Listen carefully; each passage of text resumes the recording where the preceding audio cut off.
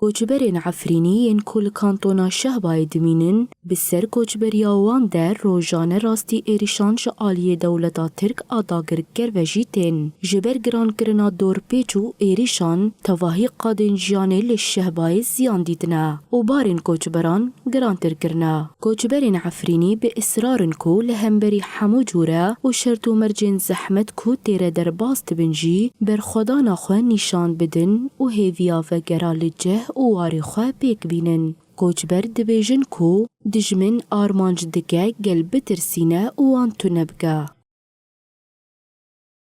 هر تم یعنی تهدید و تم لسر و گلی تن چکرن و گر آزادی خود گره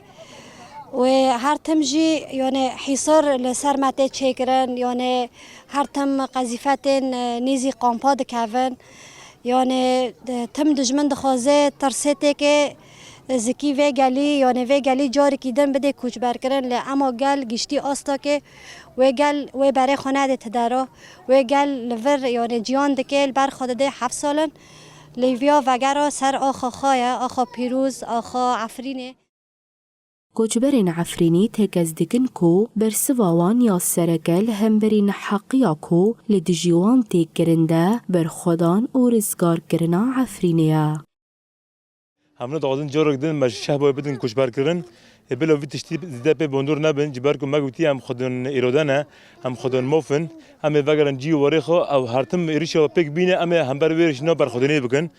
مسعود دایی حتی هم وگرن سر جیو وریخو یعنی تجاری هم دف شهب بر نودن بلا دولتی عالم باش دونه بی 7 سالن بلا 10 سال جتیاره هم هرتم بر خودن دندر قنبادو جبر کو ارمانجا ما وگرن عفرینی. لبر جاوین رخصتنین مروفی و حقوقی کوچبر راستی ایریشو دور پیچکه گرانتین جیهان بگشتی بوی شهده ویکی لی هر کس لهمبرین حقیاکو لکوچبران تکرن بدنگو بهلوستن.